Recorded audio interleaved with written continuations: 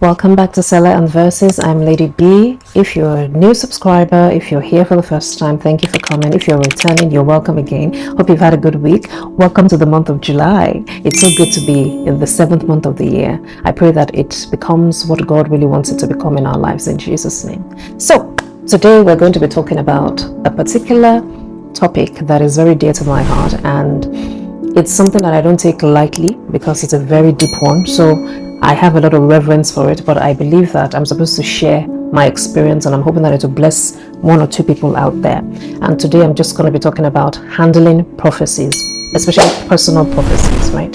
So a while back I was reading that story in the Bible with the prophet Elisha and the woman that came to cry to him that her husband, who was also a prophet, died or left them in debt, and because they were in debt, her two sons were going to be sold. And Elisha had asked her and said, okay, so what do you have in your house? And she said she had just oil. It's good that she could pinpoint what she had at least. So that's a lesson to learn. You always have something in your hands. But anyway, let me move on. So she said she had oil, and then instructions came. Elisha told her to go and get vessels, borrowed the vessels, shut the door behind her, poured the oil until she filled the last jar, and then the oil stopped. So anytime I'm reading a story like that in the Bible, I'm always asking for revelation, for rhema, for what I should be learning in that time and that process. So what came to me particularly as a rhema was the part that says she shut the door behind her. So I kept on asking, okay, God, I'm praying, let me understand what I should be seeing here when that's what's been highlighted to me. And it said to me that I'm trying to make you understand how private prophecies work. Okay, now let's look at it this way. The woman in question had a miracle happen to her because Elisha was there, right? So that in itself is a prophetic moment. So it's like a personal prophecy to her, right? And what are the things she did? She borrowed the vessels, meaning she obeyed, and then she shut the door behind her. She poured it, and then she could sell oil, and she had surplus, and I think her life got better. She didn't even have to sell her sons. So I was now saying, okay, so that's the first personal thing. There was a shut the door behind her, meaning that it was a private thing.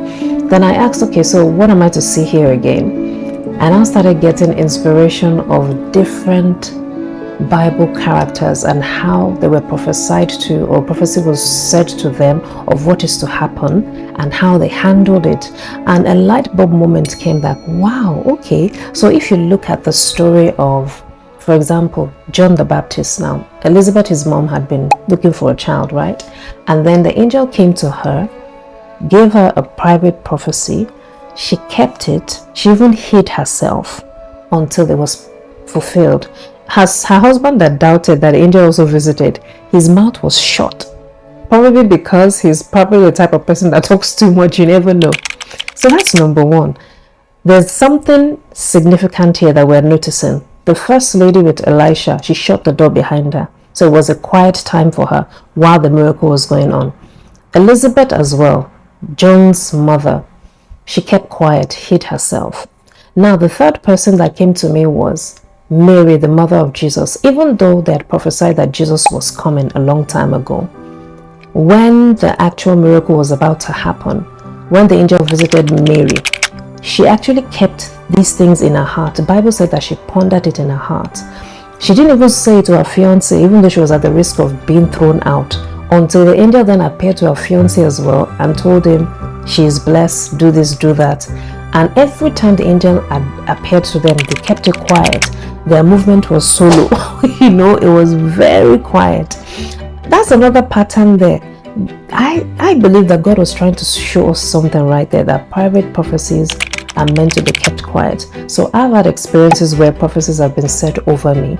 And to be honest, looking back now, because I wasn't so matured as a Christian, I probably had said some things out, and maybe that's why some of them didn't come to pass, Another thing that I noticed as well is when prophecy is given over us in churches, right?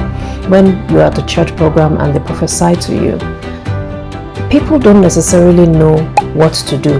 Half the time, what I notice is people are clapping, they are rejoicing with the person, which is all well and good, but I've come to a place of realization that is actually not the time to be rejoicing and clapping. Yes, it's good news, but you are supposed to understand that this is now time to walk. This is warfare.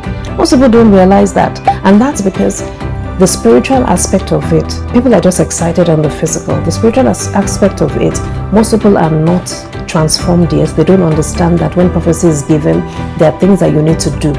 God will not come down and do some things. He will just make it available. And there's a time limit to some of these prophecies. So if you're not at the version of the person you need to be able to steward that promise well, you may miss it, or God may even withhold it. So the things to consider when prophecies are given to you are your spirituality. Your eyes need to be opened. You need to contend for transformation. Number two, you need to understand that when a prophecy is given to you personally in your life, in front of people, not everybody is happy for you. Some could be witches, you never know. But the minute it is given, understand that you're already in warfare. It's not the time for you to go and be rejoicing and sit back and relax. No. I'm talking from experience now. There are things that I would have done differently. I would have made sure that I go back and war with that prophecy with God, pray, ask for specific strategy and direction, and then also speak to the man of God that's giving me that prophecy. That, okay, what else am I supposed to do with this? How am I supposed to war with it in case God gave him instructions to give me, This is something I would have done differently years back, but now I'm learning and I'm sharing and I'm hoping that it's blessing somebody. And then, I would rather actually prefer if prophecies were given to me privately, because naturally the devil is contending with prophetic things happening to people. Then when it's now given in front of other people, that might be warfare. That might be unnecessary warfare, especially if you are not prepared. But anyway, that's just my own personal preference and consideration. Now, I now decided to look at more examples in the Bible of how different people also handle their prophecies. And I found something interesting that, look, Joseph, for example, he was given prophetic dreams of his future, right? And the mistake he made, maybe because he wasn't mature yet and he wasn't transformed as much as yet as well, he said it out, and look where he ended up. If not for the mercy of God that still made sure that somehow everything worked together for his good.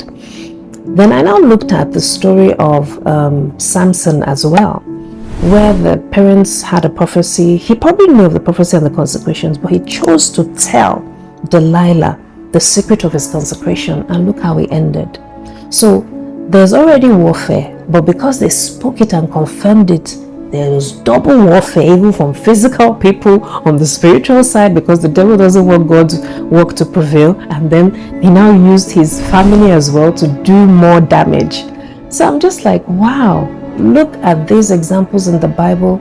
Look at how the prophecies were handled, and look at how the results came out. Some that made the mistakes, by mercy God redeemed them, but they could have saved more time without making those mistakes.